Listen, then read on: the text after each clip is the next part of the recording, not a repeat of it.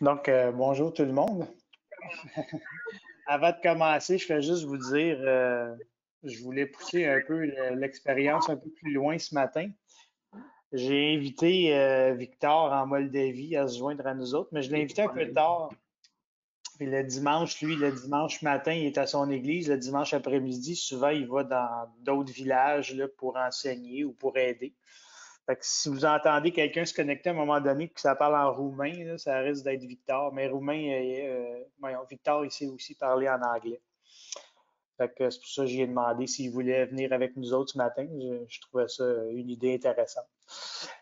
Fait qu'on est le 27 septembre, puis mon introduction, euh, on, on vit des affaires là, cette semaine. Là, là, je parle pas juste avec les nouvelles réglementations, les zones, puis tout ça, là, au travail aussi pour Nathalie.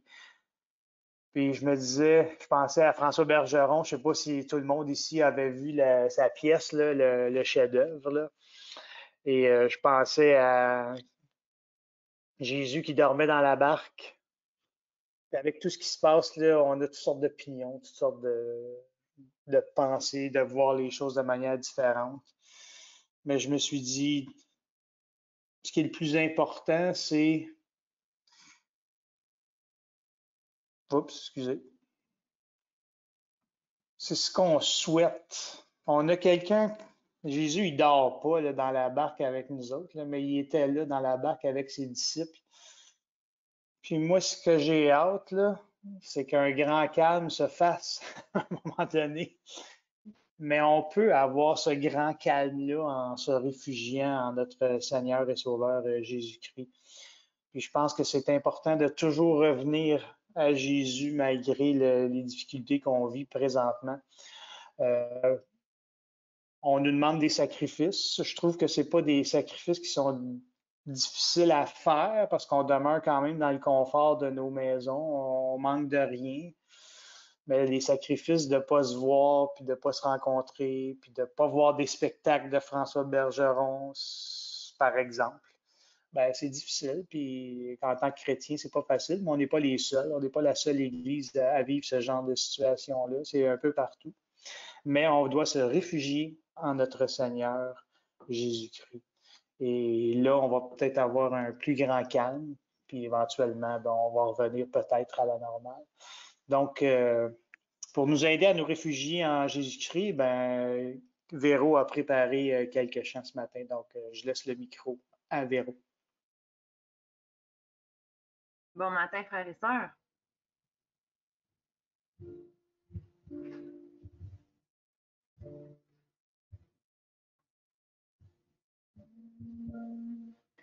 Il est exalté, le roi est au-dessus des cieux.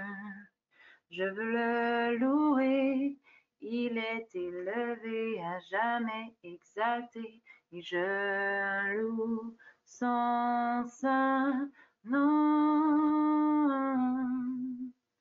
Il est Seigneur, sa vérité régnera.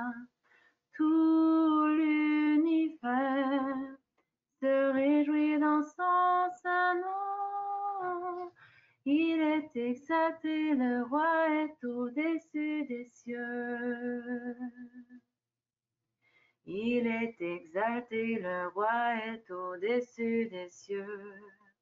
Je veux le louer, il est élevé, à jamais exalté, et je loue son saint nom.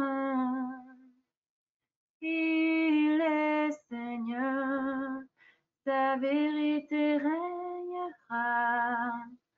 Tout l'univers se réjouit dans son saint nom. Il est exalté, le roi est au-dessus des cieux. Il est exalté, le roi est au-dessus des cieux.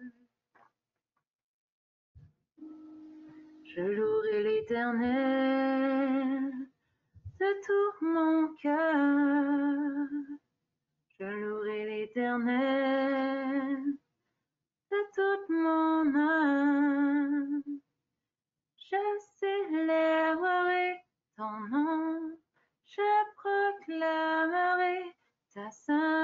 sainteté, je célébrerai ton nom, toi mon roi, pour ton amour, ta bienveillance. Je t'aimerai, mon bien-aimé, source de vie, Dieu infini, je ne cesserai de te louer. Je louerai l'Éternel de tout mon cœur. Je louerai l'Éternel de toute mon âme. Je célébrerai ton nom, je proclamerai ta sainteté, je célébrerai ton nom, toi mon roi, pour ton pardon et ton salut, je t'aimerai, Seigneur Jésus, ô Dieu fidèle et éternel, mes mains s'élèvent pour t'exalter. Je louerai l'Éternel de tout mon cœur. Je louerai l'Éternel de toute mon âme. Je célébrerai ton nom, je proclamerai ta sainteté, je célébrerai ton nom, toi mon roi, toi mon roi, toi notre roi. Je viens t'offrir, Seigneur, ce que j'ai de meilleur. Je viens t'offrir ma vie. Oui, à toi Jésus-Christ. Et même si je suis fragile, et même si c'est difficile, je chanterai gloire à l'Éternel. Je chanterai louange à son nom. Je chanterai Dieu, mon essentiel. Je chanterai en l'honneur de son nom. Je viens te dire, Seigneur, que tu es mon bonheur. Non, rien ne peut détruire notre bel avenir. Et même si je suis fragile, et même si c'est difficile, je chanterai gloire à l'Éternel. Je chanterai louange à son nom. Je chanterai Dieu, mon essentiel. Je chanterai en l'honneur de son nom. Oh, toute ma vie, je redirai que tu as donné ta vie. Toute ma vie, je redirai que tu as payé le prix. Toute ma vie, je redirai que je ne vis que pour lui. Je chanterai gloire à l'Éternel. Je chanterai louange à son nom. Je chanterai Dieu, mon essentiel. Je chanterai en l'honneur de son nom. Je chanterai gloire à l'Éternel. Je chanterai louange à son nom. Je chanterai Dieu, mon essentiel. Je chanterai en l'honneur de son nom. De son nom.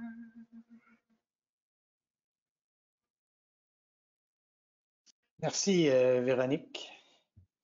Donc, je continue dans le même thème là, que j'avais commencé au début du culte.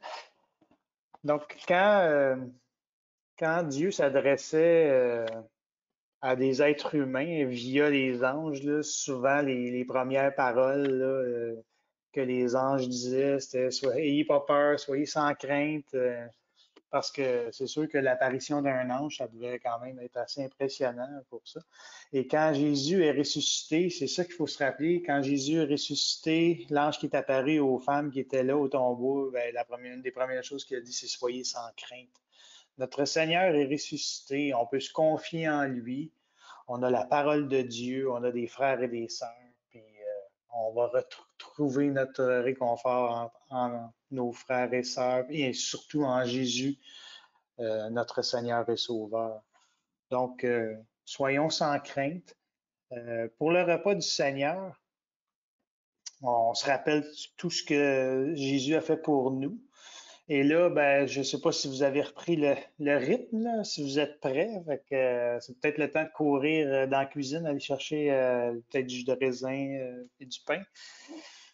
On va le prendre ensemble, chacun chez soi, comme on faisait avant. Donc, je vous laisse quelques secondes pour courir dans la cuisine si vous n'êtes pas prêts. Mais avant de prendre le repas, ben, je veux juste qu'on se rappelle tout ce que le Seigneur a fait pour nous en venant sur cette terre, en prenant le corps d'un homme pour vraiment vivre tout aussi et bien comprendre tout ce qu'on vit nous aussi comme êtres humains.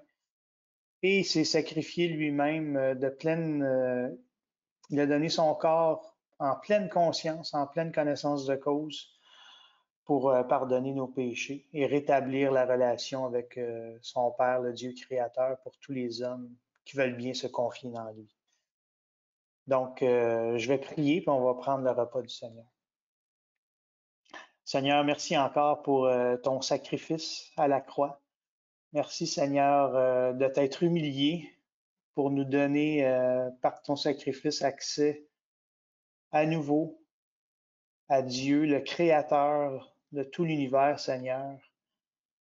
Et Seigneur, on ne sait pas comment te remercier, mais on te rend grâce pour tout ce que tu as fait pour nous, Seigneur, en venant sur cette terre. Amen.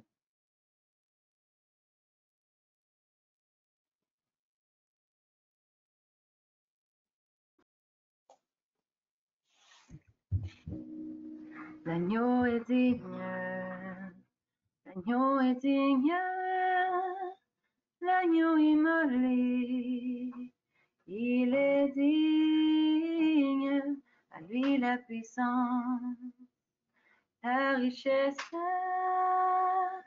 la sagesse et la force, à lui l'honneur et la gloire, la louange. Il est digne, l'agneau immolé. L'agneau est digne, l'agneau est digne, l'agneau immolé. Il est digne, à lui la puissance, la richesse, la sagesse et la force, à lui l'honneur et la gloire, la louange. Il est digne, l'agneau immoler.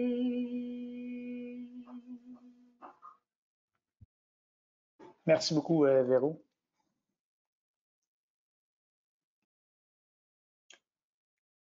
Seigneur, merci de nous permettre de nous réunir de cette manière, même si ce n'est pas la meilleure manière qu'on voudrait avoir, mais on peut quand même se parler entre frères et sœurs, se voir, Seigneur, et on te rend grâce pour tout ça. Seigneur, on te remet la situation avec cette maladie qui circule, Seigneur. On te demande, on sait que tu es en contrôle, complètement en contrôle, Seigneur, et que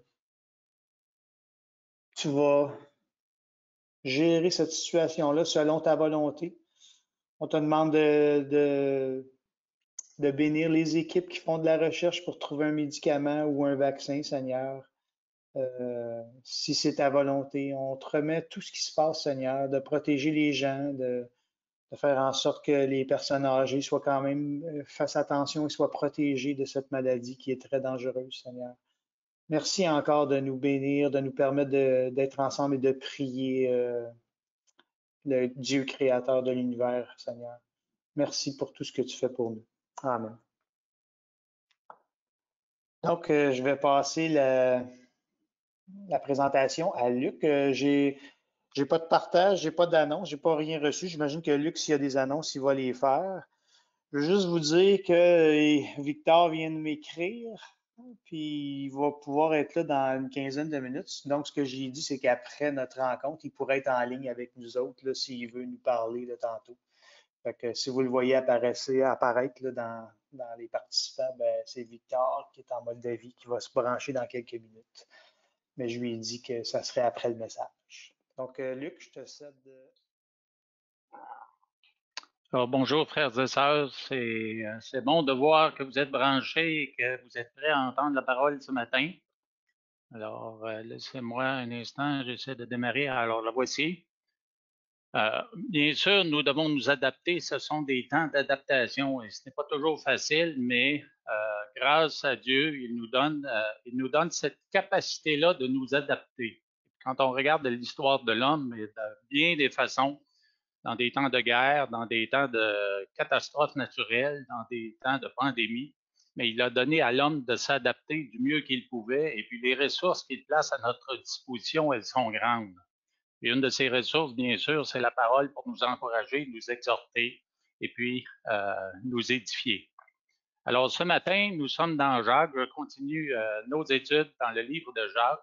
Jacques, je vous le rappelle, c'est un homme réaliste, un homme très, très pragmatique et puis qui donne des bons conseils pour la vie chrétienne. Et ce matin, il s'adresse à la vie de la communauté chrétienne en interpellant les non-croyants concernant des choses qui sont faites et qui sont amenées même dans l'Église et qui risquent, dans l'Église primitive, qui risquent de causer des troubles de toutes sortes de façons dans les relations interpersonnelles. Alors, en préparant ce message, je pensais à un chant qui était préféré, un des préférés des croisades d'évangélisation de Billy Graham. Et puis, vous allez reconnaître les paroles.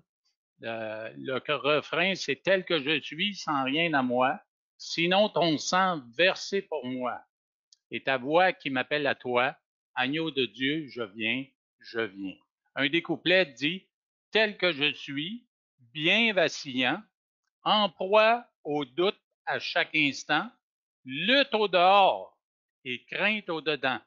Agneau de Dieu, je viens, je viens. » Alors définitivement, ce matin, dans les 6 premiers versets du chapitre 4 de l'Épître de Jacques, eh bien, nous allons parler de lutte et de combat. Ce sont des mots qui reviennent à plusieurs reprises dans le passage, là. Et puis, c'est évident qu'ils sont là, de plus en plus d'ailleurs. Je ne sais pas si vous suivez l'actualité américaine, mais aux États-Unis, avant d'en arriver aux élections du 3 novembre, mais présentement, il y a des grands bouleversements plutôt dans toute la société américaine. Et ça mène à des luttes et des combats qu'on n'aurait jamais imaginés il y a quelques années. Alors, c'est là, dans le cœur de l'homme, et puis c'est ce dont nous allons parler ce matin. Je me rappelais aussi une citation de mon père qui, malgré son peu d'éducation, puisqu'il n'a pas été plus loin que l'école primaire, eh bien, il disait de temps à autre, des phrases qui sont restées à mon esprit, sont restées dans ma mémoire et qui refont surface de temps en temps. Et puis, je pense que cette citation-ci de mon père s'applique au passage que nous allons lire ce matin. Alors, il disait de temps à autre, s'il n'y avait que 2 personnes sur la terre, il y aurait encore des querelles. S'il n'y avait que 2 personnes seulement sur toute la surface de la terre, il y aurait encore des querelles. Alors, je pense que c'est très réaliste de dire ça à la lumière de ce que nous voyons aujourd'hui. Alors, dans le passage, bien sûr, nous voyons des phrases, des expressions qui parlent des conflits avec les autres. Alors, le premier verset du passage, la première partie du verset 1, dit « D'où viennent les luttes et d'où viennent les querelles parmi vous? » Eh bien, dans ce passage, le mot lutte, c'est le mot polémos. Et nous allons reconnaître que c'est la racine du mot polémique. C'est un mot qui décrit des disputes ou combats généraux, prolongés et sérieux. Ce mot, dans la parole de Dieu, est souvent traduit par le mot guerre. Alors, Jacques décrit métaphoriquement des relations personnelles violentes qui, à l'extrême, peuvent même mener au meurtre. Alors, il y a le mot querelle aussi dans cette partie de verset, qui est le mot machet, qui décrit combat et bataille précises. Alors, c'est plus petit qu'une guerre, bien sûr, mais ça concerne quand même des conflits et puis ça exprime de la violence. Alors, en utilisant parmi vous dans ce verset, mais Jacques indique que ces relations conflictuelles étaient présentées dans l'Église même. Alors, ça venait de l'extérieur, bien sûr, mais ça atterrissait aussi dans l'Église. Alors, il se devait de l'adresser. Alors, dans le verset 4, Jacques déclare que les participants à ces querelles sont ennemis de Dieu. Ils ne sont de toute évidence pas sauvés. Ils sont donc ennemis de Dieu et ennemis des véritables croyants. Alors, c'est pourquoi la parole de Dieu contient cette exhortation à la séparation d'avec le monde. Nous ne devons pas rechercher l'amitié avec le monde. Nous sommes dans le monde parce que Jésus a décidé de nous y laisser comme lumière, comme témoignage, mais nous devons le moins possible nous lier d'amitié avec les choses du monde. Alors, c'est une exhortation à la séparation que nous voyons dans 2 Corinthiens 6, les versets 14 à 18. Ne vous mettez pas avec les infidèles sous un joug étranger, car quel rapport y a-t-il entre la justice et l'iniquité? Et qu'y a-t-il de commun entre la lumière et les ténèbres? Quel accord y a-t-il entre Christ et Bélial? Ou quelle part a le fidèle avec l'infidèle? Quel rapport y a-t-il entre le temple de Dieu et les idoles? Car nous sommes le temple du Dieu vivant, comme Dieu l'a dit. J'habiterai et je marcherai au milieu d'elles. Je serai leur Dieu et ils seront mon peuple. C'est pourquoi sortez du milieu d'eux et séparez-vous, dit le Seigneur. Ne touchez pas à ce qui est impur et je vous accueillerai. Je serai pour vous un père et vous serez pour moi des fils et des filles, dit le Seigneur Tout-Puissant. Alors, l'Église est définitivement appelée à l'unité, puis il y a plusieurs passages qui en parlent dans la parole. Rapidement, lisons-en quelques-uns, où je vais plutôt vous les lire, étant donné que les versets sont quand même assez longs. Mais voici les thèmes. La volonté de Dieu, c'est l'harmonie dans l'Église. Dans Jean 13, 34 et 35, je vous donne un commandement nouveau. Aimez-vous les uns les autres, comme je vous ai aimé, vous aussi. Aimez-vous les uns les autres. À ceci, tous connaîtront que vous êtes mes disciples si vous avez de l'amour les uns pour les autres. L'Église est née dans l'unité. Dans Actes 4.32, nous le voyons, c'est évident, la multitude de ceux qui avaient cru, c'était qu'un cœur et qu'une âme. Nul ne disait que ses biens lui appartinssent en propre, mais tout était commun entre eux. Alors la multitude n'était qu'un cœur et une âme. Définitivement des mots qui expriment l'unité. Et puis Paul a exhorté l'Église de Corinthe à l'unité. On sait très bien qu'il y avait des difficultés dans l'Église de Corinthe pour toutes sortes de raisons. Mais Paul exhorte dans 1 Corinthiens 1.10, il dit « Je vous exhorte, frères, par le nom de notre Seigneur Jésus-Christ, à tenir tous un même langage, et à ne point avoir de division parmi vous, mais à être parfaitement unis dans un même esprit et dans un même sentiment. Alors, l'être intérieur en communion avec l'être intérieur de son frère ou de sa sœur. Alors, Paul a repris les Corinthiens parce qu'ils désobéissaient et puis il y avait des discordes dans l'Église. Dans 1 Corinthiens 3, les versets 1 à 3, « Pour moi, frères, ce n'est pas comme à des hommes spirituels que j'ai pu vous parler, mais comme à des hommes charnels, comme à des enfants en Christ. » Alors, des hommes charnels, on parle de la chair, des problèmes de la chair, des problèmes de convoitise, toutes sortes de problèmes qui amenaient à des discordes dans l'Église. Alors, il dit au verset 2, « Je vous ai donné du lait, non de la nourriture solide, car vous ne vous pouviez pas la supporter.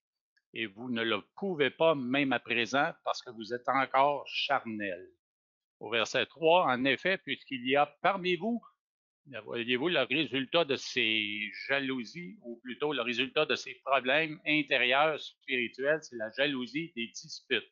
N'êtes-vous pas charnel et ne marchez-vous pas selon l'homme? » Alors, ce n'était pas suffisant d'avoir été réprimandé une fois, instruit une fois, réprimandé une autre fois, mais Paul a encore repris les Corinthiens, cette fois-ci dans sa deuxième épître.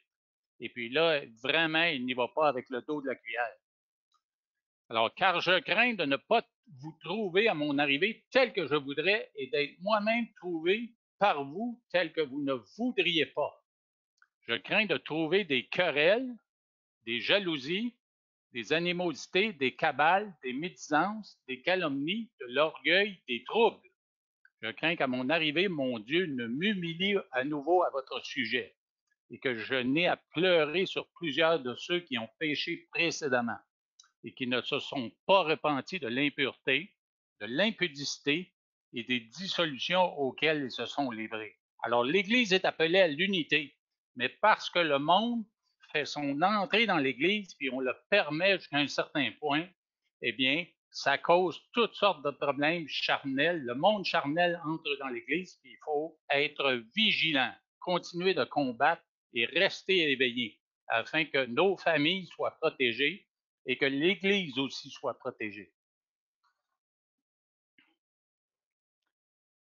Alors, dans les versets suivants, que dit Jacques? Mais il adresse le pourquoi des luttes et des querelles. Lisons ces versets ensemble. N'est-ce pas de vos passions qui combattent dans vos membres? Vous convoitez et vous ne possédez pas. Vous êtes meurtriers et envieux et vous ne pouvez pas obtenir. Vous avez des querelles et des luttes et vous ne possédez pas parce que vous ne demandez pas. Vous demandez et vous ne recevez pas parce que vous demandez mal dans le but de satisfaire vos passions.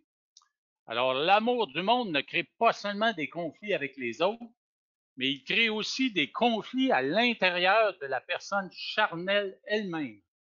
La source des conflits entre les gens vient invariablement de ces conflits intérieurs en chacun d'entre eux. Les preuves des conflits intérieurs sont innombrables dans la société d'aujourd'hui.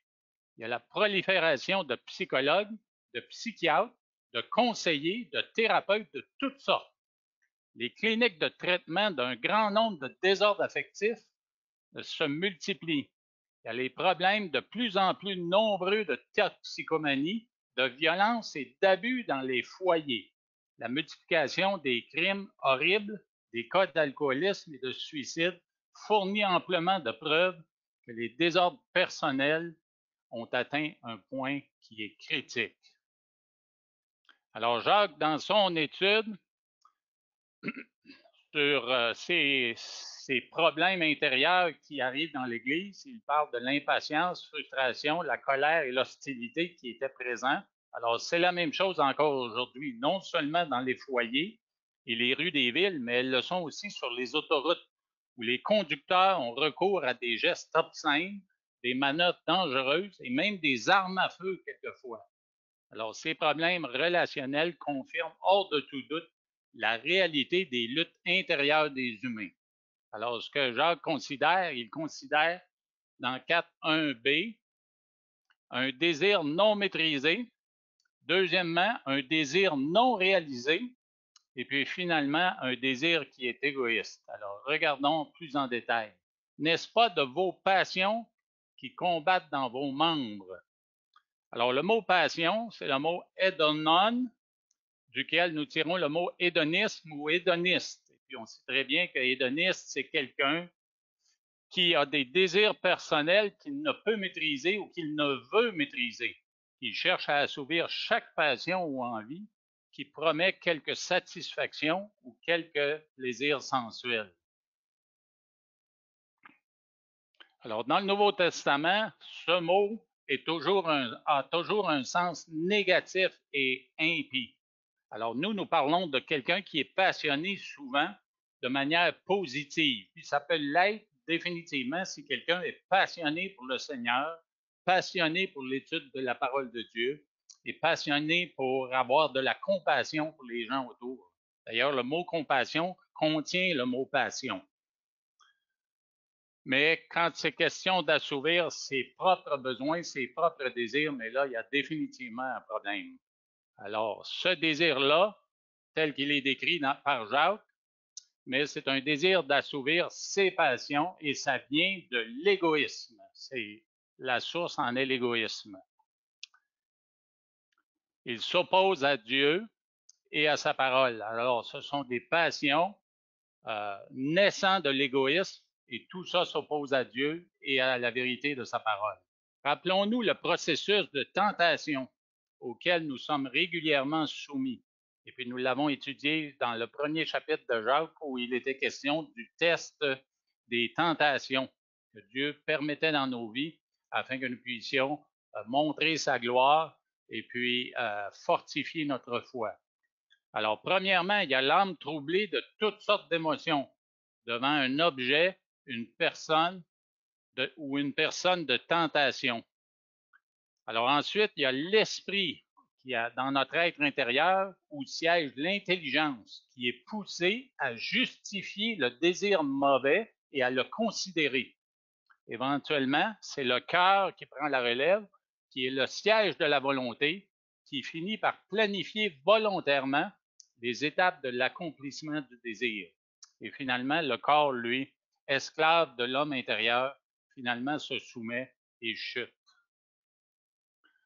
Alors, les désirs non maîtrisés, décrits et condamnés par les Écritures. Alors ici, quelques versets que j'ai coupés pour inscrire des termes qui décrivent amplement, même si le verset n'est pas complet, ce problème-là de désir non maîtrisé à l'intérieur des gens. Alors, de l'égoïsme, ami de l'argent, fanfaron, hautain, ennemi des gens de bien, aimant le plaisir plus que Dieu. Alors, c'est dans 2 Timothée, chapitre 3, les versets 2 à 4. Dans Jude, les versets 16 à 19, je vais les lire au complet ici. Ce sont des gens qui murmurent, qui se plaignent de leur sort, qui marchent selon leur convoitise, qui ont à la bouche des paroles hautaines, des flatteries, qui admirent les personnes par motif d'intérêt. On voit beaucoup de ça en politique ces temps-ci aux États-Unis. Mais vous, bien-aimés, souvenez-vous des choses annoncées d'avance par les apôtres de notre Seigneur Jésus-Christ. Il vous disait qu'au dernier temps, il y aurait des moqueurs, marchant selon leur convoitise impie. Ce sont ceux qui provoquent des divisions, ce sont des hommes sensuels n'ayant pas l'esprit. Un autre passage dans 1 Thessaloniciens 4, 3 à 5, ce que Dieu veut, c'est votre sanctification, c'est que vous vous absteniez de l'impudicité, c'est que chacun de vous sache posséder son corps dans la sainteté et l'honnêteté, sans vous livrer à une convoitise passionnée comme font les païens qui ne connaissent pas Dieu. Et dans 2 Pierre, Pierre est très, très cinglant concernant ces problèmes de convoitise intérieure, ces problèmes de désir intérieur. Et puis voici ce qu'il dit. Ceux surtout qui vont après la chair dans un désir d'impureté et qui méprisent l'autorité, audacieux et arrogants, ils ne craignent pas d'injurier les gloires, tandis que les anges supérieurs en force et en puissance ne portent pas contre elles de jugement injurieux devant le Seigneur. Mais eux, semblables à des brutes qui s'abandonnent à leur penchant naturel, qui sont nés pour être prises et détruites. Ils parlent d'une manière injurieuse de ce qu'ils ignorent. Ils périront par leur propre corruption. Recevant ainsi le salaire de leur iniquité, ils trouvent leur délice à se livrer au plaisir en plein jour. Hommes tarés et souillés, ils se délectent de leur tromperie en faisant bonne chère avec vous. Ils ont les yeux pleins d'adultère et insatiables de péché. Ils amorcent les âmes mal affermies. Ils ont le cœur exercé à la cupidité. Ce sont des enfants de malédiction. Alors, non seulement ils font toutes ces choses mauvaises, mais ils influencent aussi les âmes qui sont mal affermies dans la foi. Alors, encore une fois, c'est pour ça que dans ces temps difficiles, il faut vraiment veiller, être sur nos gardes et ne pas baisser notre garde devant un monde qui devient de plus en plus turbulent, de plus en plus troublé et de plus en plus pécheur. Alors, il y a aussi le passage de 2 Pierre 2, les versets 17 à 21 que je vous épargne, mais si vous le lisez, vous allez retrouver des termes semblables qui parlent de cette condition humaine-là, qui est pervertie, qui est dénaturée, qui est rebelle contre Dieu et qui fait son apparition dans l'Église. Et c'est pour ça que les apôtres le dénoncent dans leurs épîtres et puis avertissent les gens de l'Église de faire très attention, de garder les yeux ouverts et puis de continuer de lutter avec conviction. Alors, s'abonner aux passions charnelles, on dirait que c'est le sport préféré de tout le monde aujourd'hui dans notre société. Est-ce que ça veut dire exprimer sa liberté? Quand on voit, par exemple, des parades avec des drapeaux de l'arc-en-ciel, mais on voit ces gens-là qui sont là pour exprimer leur liberté. Mais dans le fond, quand on gratte un peu la surface, on se rend compte qu'ils sont tellement possédés par ces désirs-là qui sont à l'intérieur d'eux, là, qu'ils ne sont pas capables de s'abstenir, ils ne sont pas capables de résister plutôt. C'est plutôt montrer qu'on est esclave de la corruption. C'est ce qu'on voit là. C'est montrer au monde qu'on est dominé par des désirs qu'on ne peut maîtriser. En s'abandonnant aux désirs charnels, on tombe dans la spirale de la destruction de Romains chapitre 1. Alors, quand je lis ce passage-là, moi, je pense à une spirale qui descend de plus en plus vers la destruction et éventuellement vers le jugement final. Puis, j'imagine dans mon esprit que dans nos maisons, nous avons dans notre plomberie des sanitaires qui nous montrent où ça descend, cette spirale-là. Ça s'en va directement dans l'égout. Alors, c'est sûr que c'est la perdition pour tous ces gens-là. C'est pourquoi qu'il y a des avertissements répétés dans la parole de Dieu concernant ses comportements, ses attitudes, et même aujourd'hui, ça apparaît dans les avertissements répétés du ministère de la Santé que nous avons concernant certains problèmes de santé, entre autres les maladies transmises sexuellement. J'ai déjà vécu une expérience où dans un centre d'achat à Laval, je suis allé dans les toilettes publiques et puis alors que j'étais là caché de 2 individus qui sont venus à l'intérieur, mais les deux se moquaient du fait qu'ils avaient transmis des maladies sexuelles à des jeunes femmes avec qui ils avaient eu des relations. Et puis ils s'en vantaient. C'était vraiment là, voir la nature humaine complètement dénaturée, la conscience complètement scellée. Je n'en revenais pas. Alors, ce genre de conduite outrageuse reflète leur sens réprouvé. C'est dans Romains 1,28. L'incroyant lutte avec son âme et sa conscience. Malgré la chute et l'effet du péché, l'homme a suffisamment conscience de Dieu et de sa vérité pour être troublé quand il pêche. Mais malheureusement, ce trouble-là qui est là dans son âme, il va le calmer de différentes façons et puis ne pas se tourner vers le Seigneur pour s'en repentir. Alors, la loi de Dieu, même si elle est écrite sur leur cœur, mais elle a de la difficulté à réveiller une conscience qui est accusatrice. Mais il est possible quand même de le faire. Dieu, dans sa grâce, pour les gens qui le cherchent sincèrement, mais il est possible que cette conscience-là les réveille et qu'ils se repentent. Alors, la chute de l'homme a corrompu la race humaine, affectant l'homme en entier. Mais l'homme, lui, a été créé à l'image de Dieu. Malgré la chute, il possède une certaine noblesse, si on la laisse s'exprimer, bien sûr. Cette noblesse paraît dans les accomplissements d'hommes et de femmes incroyants. Dans toute l'histoire de l'homme, mais on voit qu'il y a des femmes et des hommes qui étaient incroyants, qui ont fait des découvertes incroyables et qui se sont développés intellectuellement et puis ont vraiment béni dans un sens la société parce qu'ils ont découvert, parce qu'ils ont apporté à la société. Mais il reste que le combat qu'ils menaient, parce qu'on voit aussi des témoignages d'hommes grands qui ont fait de grandes choses, qui éventuellement sont morts de maladies honteuses, comme on les appelait dans le temps. Là. Pourquoi? Parce qu'il y avait une portion de leur vie qui était complètement là, immorale par rapport aux lois de Dieu. Alors l'homme sans Christ, l'homme sans Dieu, il va lutter, mais il n'aura pas les moyens de Dieu pour avoir une victoire complète. Alors, un désir non réalisé, vous convoitez et vous ne possédez pas, vous êtes meurtrier et envieux et vous ne pouvez pas obtenir, vous avez des querelles et des luttes.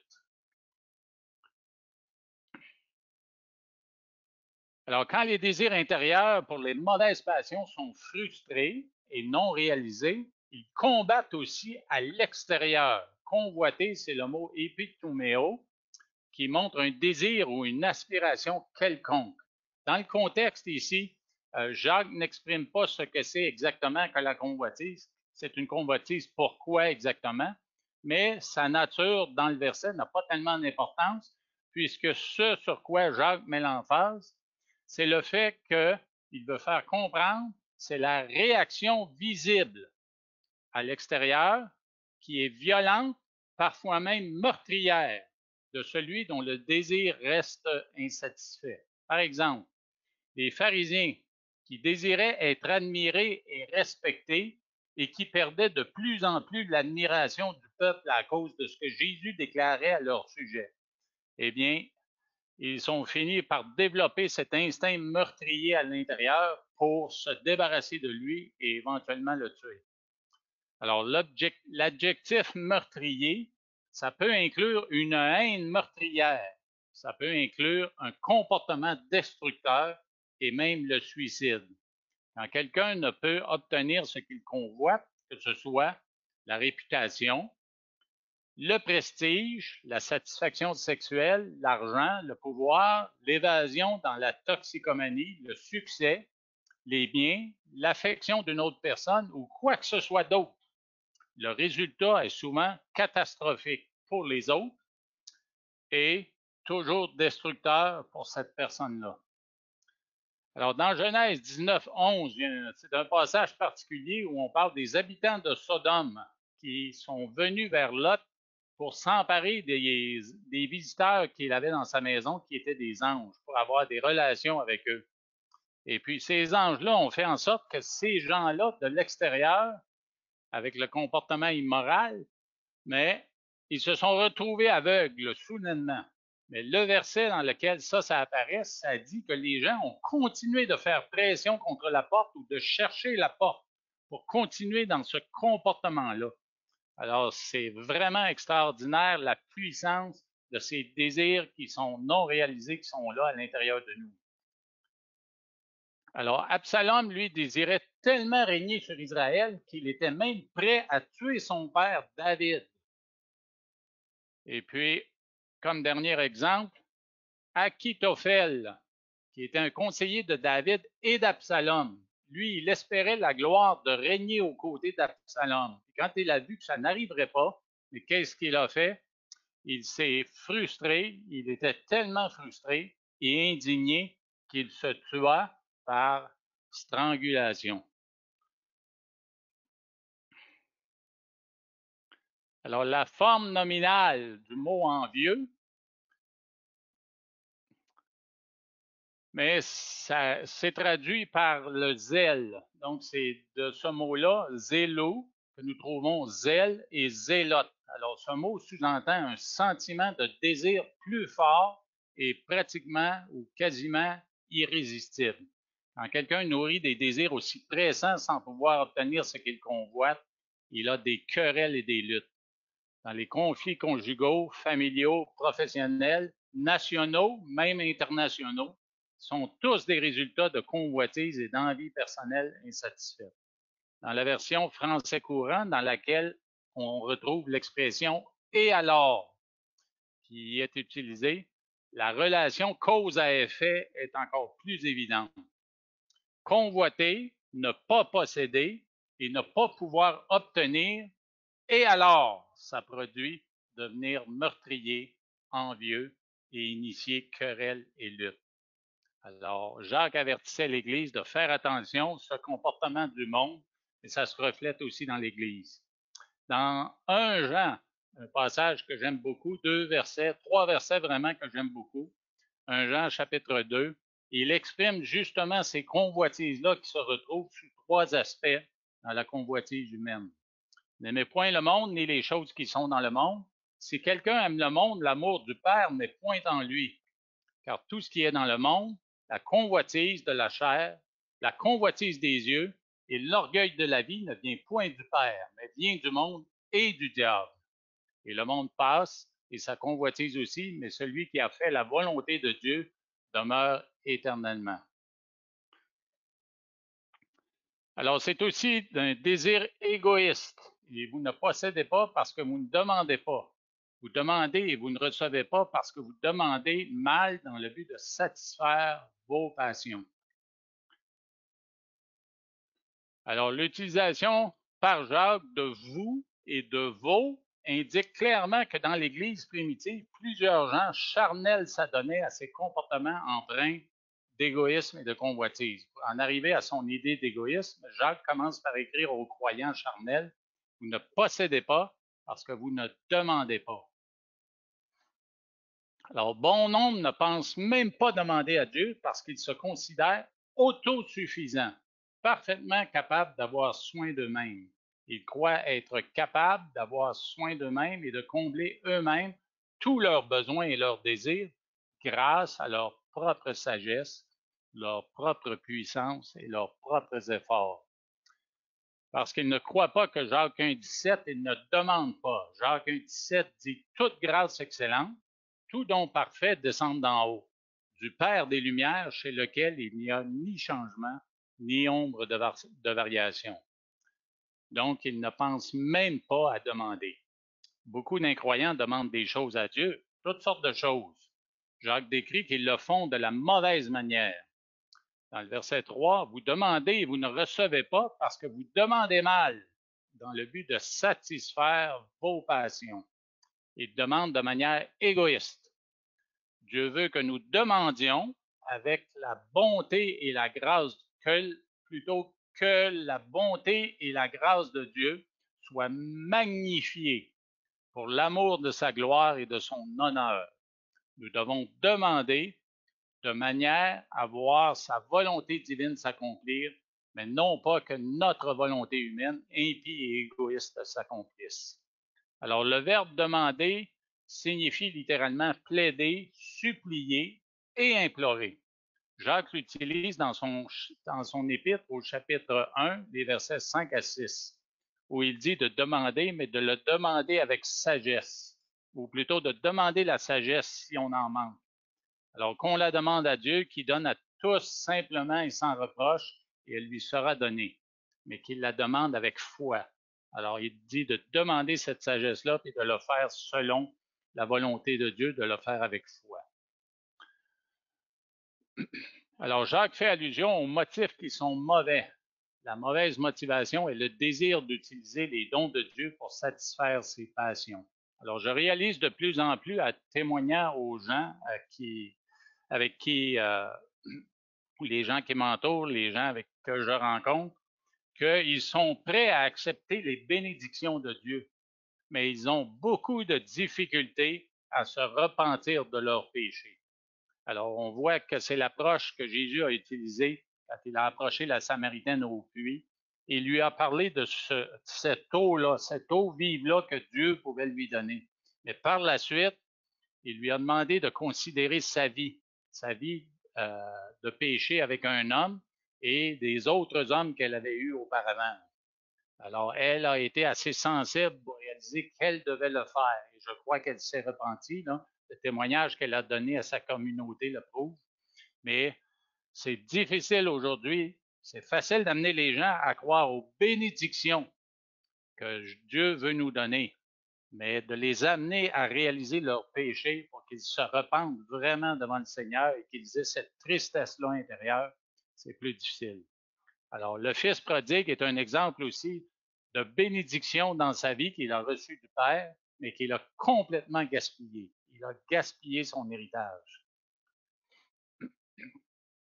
Alors, les passions dont il est question sont les mêmes que dans le verset 1. Elles n'honorent pas Dieu. Les gens charnels vivent pour de telles passions. Ils recherchent les sensations momentanées, tentant futilement de les assouvir et de les satisfaire. Alors, dans les versets 4 à 6, rapidement, on parle d'un conflit avec Dieu. L'hostilité envers Dieu au verset 4, le mépris de l'Écriture au verset 5 et l'orgueil au verset 6. Alors, l'hostilité envers Dieu. Vous voyez le verset « Adultère que vous êtes, ne savez-vous pas que l'amour du monde est inimitié contre Dieu? Celui, donc, qui veut être ami du monde se rend ennemi de Dieu. » Jacques ne parle pas d'infidélité sexuelle, c'est certain. Jacques utilise cette métaphore de l'adultère qui est le péché de violer l'alliance du mariage en ayant des rapports sexuels avec quelqu'un d'autre que sa conjointe pour l'époux ou son conjoint pour l'épouse. Alors, il ne parle pas d'infidélité sexuelle, il parle plutôt d'infidélité spirituelle. Et puis, c'est un thème qu'on retrouve fréquemment dans l'Ancien Testament. À plusieurs reprises, ces textes décrivent les comportements infidèles d'Israël. En Jérémie 3,8, « Quoique j'eusse répudié l'infidèle Israël à cause de tous ses adultères, et que je lui eusse donné sa lettre de divorce, j'ai vu que la perfide Juda, sa sœur, n'a point eu de crainte et qu'était allée se prostituer pareillement. » Bien sûr, on parle de la situation où il y a eu guerre civile en Israël, et puis 2 tribus sont allées vers le sud, ont formé Juda, et puis 10 tribus au nord ont formé Israël, et puis toutes les deux parties du peuple là, se vaudraient dans l'idolâtrie spirituelle et même dans l'immoralité qui suivait. Là. En guise d'illustration, Dieu a donné l'ordre suivant à Osée. Alors, dans Osée, le premier chapitre, le verset 2, Dieu a donné l'ordre à Osée de prendre pour femme une prostituée. Puis cette leçon d'objet, si je peux m'exprimer ici, avec cette personne-là, mais deviendrait une image, deviendrait une leçon pour le restant du peuple qui verrait chez un prophète cette infidélité-là plutôt d'une femme qui se marie avec un prophète, mais qui quand même garde ce statut-là ou cette idée-là attachée à elle là, de prostituée, mais ça devient une leçon d'objet qui exprime ce qui arrive avec Juda et avec Israël. Alors, les païens pouvaient être des fornicateurs spirituels, mais ils n'étaient pas des adultères. Pourquoi? C'est parce que cette métaphore-là de mari et d'infidèle s'applique seulement qu'à Israël, parce qu'Israël était le peuple élu de Dieu. Et puis, Israël se considérait là, ou était considéré par Dieu comme son épouse. Et dans un sens, c'est un peu la même chose aujourd'hui avec l'Église. Nous sommes son épouse, l'épouse de Christ, et nous devons faire très attention de ne pas laisser le monde s'infiltrer dans l'Église, s'infiltrer dans nos foyers, dans nos relations, parce que ça peut nous amener éventuellement à commettre des infidélités, des immoralités et même de l'idolâtrie qui déplaisent fortement à Dieu. Alors Jésus a aussi qualifié le peuple incrédule d'Israël de son époque de génération méchante et adultère, malgré que les leaders religieux contemporains de Jésus déclaraient bien haut leur fidélité au judaïsme, ils n'en étaient pas moins adultères et apostats par rapport à Dieu. Il en est de même pour ceux qui, dans l'Église, n'ont pas de relation qui sauve avec Dieu, ni d'amour pour lui et sa parole. Jacques décrit ces gens de l'Église primitive comme adultères. Il n'y a pas de position intermédiaire. Ou on est adultère, ou on ne l'est pas. Alors, légalement parlant, on ne peut avoir deux épouses. Spirituellement parlant, on ne peut avoir deux dieux. Alors, le mot amour décrit une affection intense et profonde pour le système impie du monde. Jean 15, 13 à 19 sont des paroles profondes et puissantes sur cet amour qui est volitif, cet attachement volontaire qu'on peut porter à une personne ou démontrer envers une chose. Alors, Jean décrit l'amour du Seigneur pour son Église, l'amour du Seigneur pour cette humanité qui se confie en lui. Et puis, il tient absolument à ce que l'homme respecte cet amour-là, puis cette volonté du Seigneur à s'unir à des hommes dans une relation spirituelle. Alors, l'apôtre Jean reprend le même thème sous la forme d'une forte exhortation à rejeter le monde dans 1 Jean 2, 15 à 17, comme on a vu tantôt. Alors, le monde cosmos, le mot cosmos est bien sûr le mot grec pour le monde, ne désigne pas la terre physique, mais plutôt la réalité d'un monde dirigé par Satan, centré sur l'homme et hostile à Dieu et au peuple de Dieu. Celui donc qui veut être ami du monde se rend ennemi de Dieu. Et puis c'est sérieux être ennemi de Dieu. C'est demeurer dans les ténèbres spirituelles, mériter chaque jour davantage la mort éternelle et avoir pour adversaire le roi souverain de l'univers. Imaginez, notre adversaire, le roi souverain de l'univers. Comment pouvons-nous lui résister? Comment pouvons-nous nous opposer à lui? Alors, la nature du croyant, elle est distincte de ceux qui aiment le monde, au point que l'enfant de Dieu ne devrait suivre aucune des voies du monde, ni s'attacher à aucune des loyautés qui caractérisent les incroyants. Quand les croyants poursuivent les choses du monde, ça va à l'encontre de l'essence de leur nouvelle nature, ce qui crée en eux un grand malaise, tant qu'ils ne renoncent pas à ces choses pour retourner à leur premier amour. Alors, le sort des ennemis de Dieu n'est vraiment pas enviable. Quand on considère tous les versets de la parole qui parlent de leur jugement, eh bien, on a intérêt à ne pas chercher les choses du monde, puis vraiment à résister à toutes ces influences. Alors, le mépris de l'Écriture, c'est un verset un peu difficile que le verset 5 qui dit « Croyez-vous que l'Écriture parle en vain? » C'est avec jalousie que Dieu chérit l'Esprit qu'il a fait habiter en nous. Alors, dans un sens, ça parle du fait que Dieu chérit cette nouvelle naissance, cette Écriture qu'il a déposée dans nos cœurs, et cet esprit qu'il nous donne. Puis il ne voudrait pas qu'un autre esprit, l'esprit du monde, vienne habiter, et puis que d'autres supposées vérités que le monde nous présente viennent cohabiter avec ces dépôts-là que Dieu a placés en nous. Alors, les Écritures disent vrai, l'esprit les confirme. Alors, l'homme naturel qui est rempli de convoitise et d'envie, bien sûr, c'est contraire, absolument contraire à avoir les Écritures dans notre esprit, dans notre cœur. Je serre ta parole dans mon cœur, dit le psaume, le psalmiste. Alors, l'esprit vient tout confirmer ça, mais il faut s'opposer au monde qui vient s'opposer à ces choses-là. Alors, les ennemis de Dieu s'opposent à sa parole. On ne peut avoir une haute opinion des Écritures si on ne croit pas à Jésus-Christ pour le salut. Alors, définitivement, ça commence par cette disposition-là de venir vers lui, plier le genou devant lui, recevoir les Écritures, recevoir son esprit. Et à partir de là, notre relation avec lui, Dieu la jalouse. Donc, il y tient fortement. Il va tout faire pour nous garder à cet endroit-là. C'est pour ça qu'il combat pour nous. Alors, finalement, l'orgueil, il accorde au contraire une grâce plus excellente. Et puis, un verset qui vient de l'Ancien Testament, c'est pourquoi l'Écriture dit « Dieu résiste aux orgueilleux, mais il fait grâce aux humbles ». L'orgueil, comme on l'a déjà dit, c'est le péché fondamental. De lui viennent tous les autres péchés. Dieu l'a en horreur. Alors, vous lisez le Proverbe 6, les versets 16 à 17. où Dieu liste des choses qu'il a en horreur. Il y a 7 choses qu'il a en horreur, puis la première dans le haut de la liste, ce sont les yeux qui sont hautains. Hautains, orgueilleux, arrogants, ce sont tous des synonymes.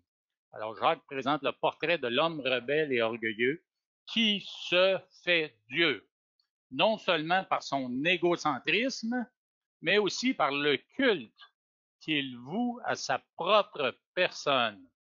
L'orgueil qui l'habite le prive de la grâce et l'entraîne à renoncer au pardon divin. Dieu n'a que faire des orgueilleux parce qu'ils se disqualifient eux-mêmes de la grâce qui est offerte.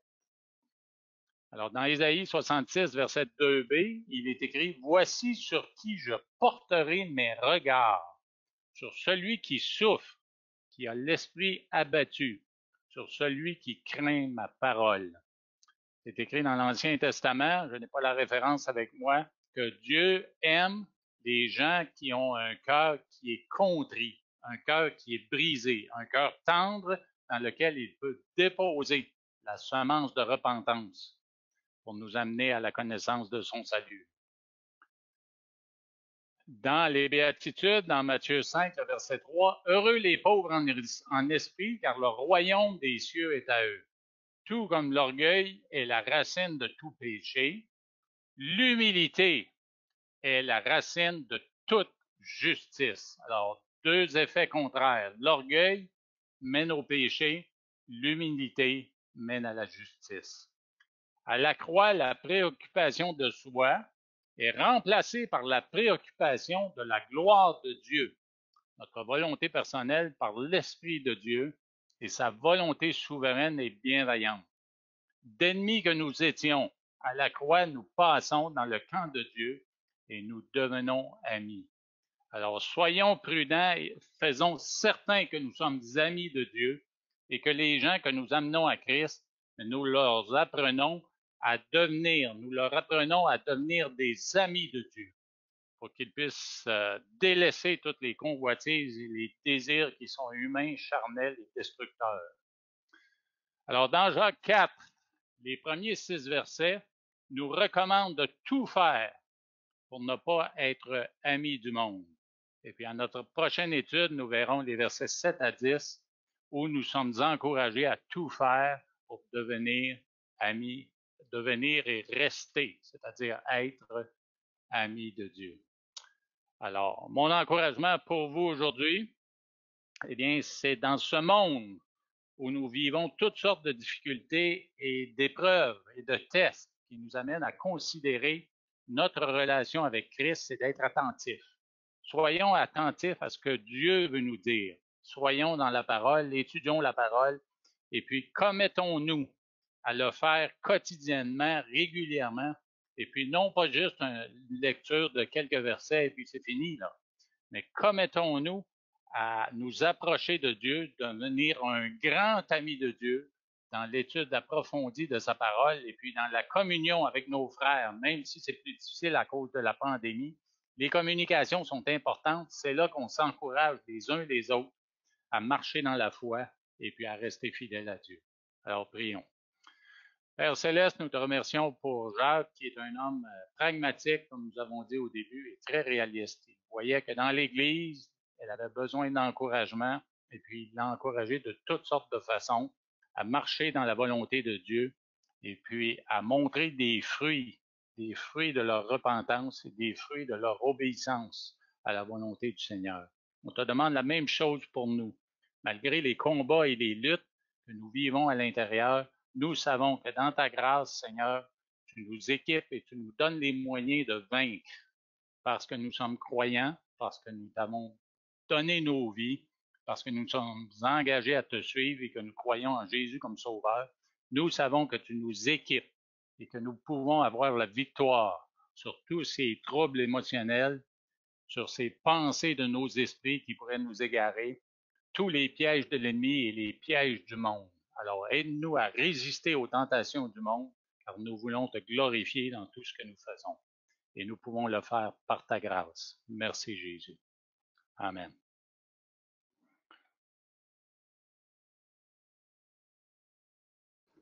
So, I will talk to you in English and I will translate. So talk slowly and I will Okay. translate French, okay?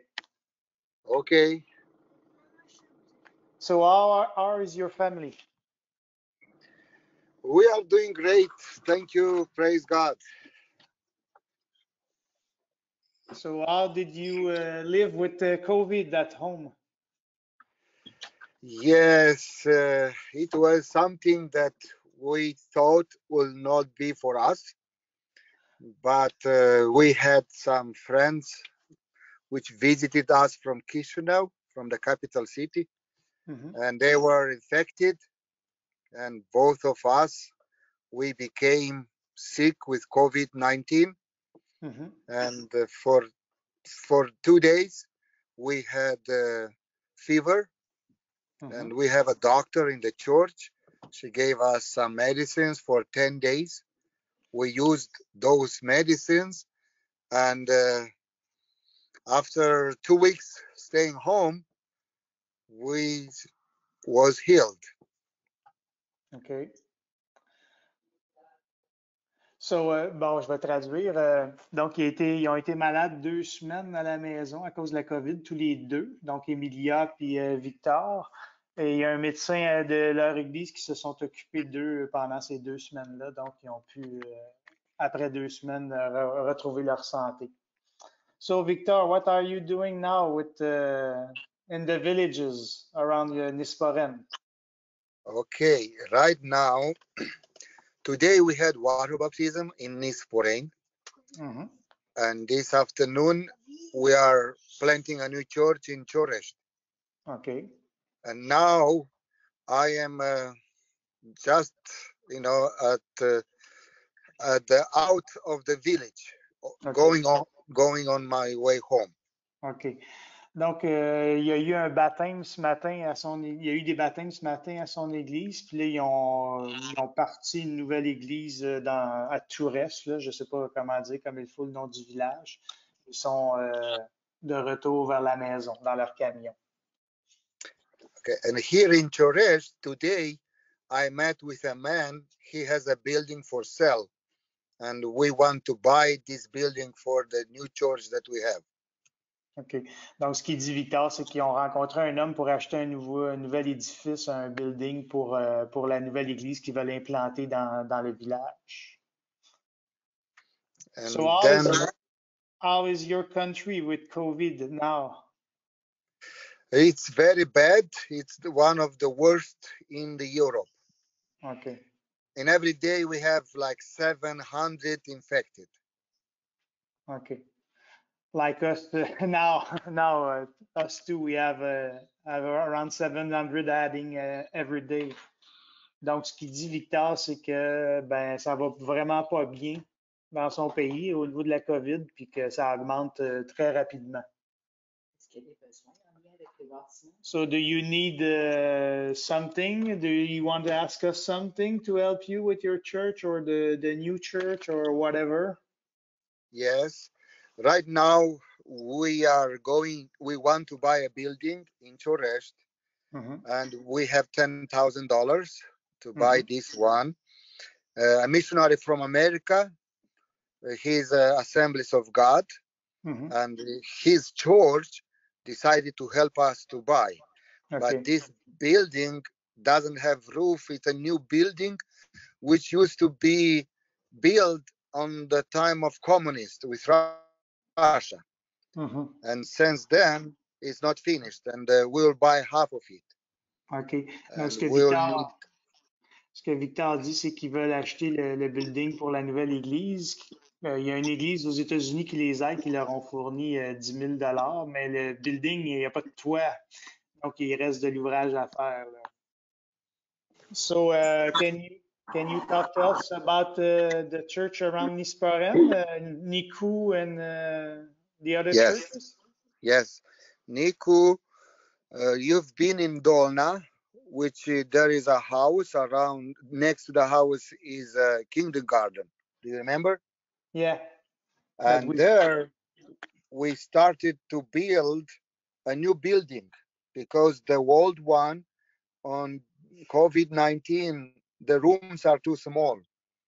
OK. and it's not a good idea to meet in that small building. OK. And Donc, now, just wait. Si vous vous rappelez, on avait construit un petit parc pour les enfants près de l'église de Nikou. C'est une église qui est en banlieue de Nisporen, en dehors de Nisporen. Puis là, ben, ils veulent agrandir le bâtiment parce que c'est rendu trop petit. Fait que, ils sont là-dedans aussi. So you can continue, Victor. yes, and now, last week, we pour the foundation for the new building. Mhm. And I hope in 2 days, in 2 weeks, we'll have the new building up. We'll build it by the wood. So that's fast. Yes, it will have the roof on. OK. Donc, ce qu'il nous dit, c'est que l'agrandissement qu'ils veulent faire pour l'église de Nikou, ben, c'est en construction, puis d'ici 2 semaines, ils espèrent mettre le toit. So, Victor, what about your children? Okay, my son, he was married on 22 of August. Okay. Now he's a real man. Donc, son fils s'est marié le 22 août, puis là, il dit que c'est rendu un vrai homme. And your daughter? And he is the leader of the youth in the church. Mhm. And till the summertime, we didn't have the meetings. Now he had the last Thursday, the first meeting. Okay. And it was a good beginning. Okay. Ils ont recommencé la jeunesse à son église, puis son fils qui vient de se marier, c'est lui qui est responsable de ça. And what about your daughters? Okay, Ottilia, the youngest one, she is in UK, and she is studying a dentist. Cum is this? Okay. Assistant, dentist assistant. OK. Sa fille Ottilia est en Grande-Bretagne, puis elle est assistante dentaire. And your other daughter, is she still in Dallas? Jessica, she's in Dallas, Texas, in America. OK. And she finished her college this year. OK. Donc, sa fille Jessica est à Dallas, puis elle va terminer son université. Ils disent collège, là, mais c'est l'université. And what about Emilia? How is she doing? Can you see her? No, we don't see you now. No. Let me see. Okay. The camera is on. Okay, she is with me. She is helping me in the ministry. She's using her gift. Hi. Hi, Emilia. How are you? I am good. How are you? We're good. Thank you. Donc, Emilia est avec Victor. So, we wish you the best, and we will still pray for you. And if we can help, just email us or call us, and we'll do the best we can. Okay, thank you very much. OK. Donc, ce que j'ai dit à Victor, c'est que s'il y avait des besoins, de ne pas se gêner de faire des demandes, de nous écrire, puis voilà. Donc, c'est vraiment merveilleux de pouvoir communiquer comme ça à l'autre bout du monde. Donc, so see you, Victor, and may God bless you. God bless you. Nice to talk with you. Thank you. Yeah, thanks a lot. Bye. Bye-bye. Okay, bye-bye.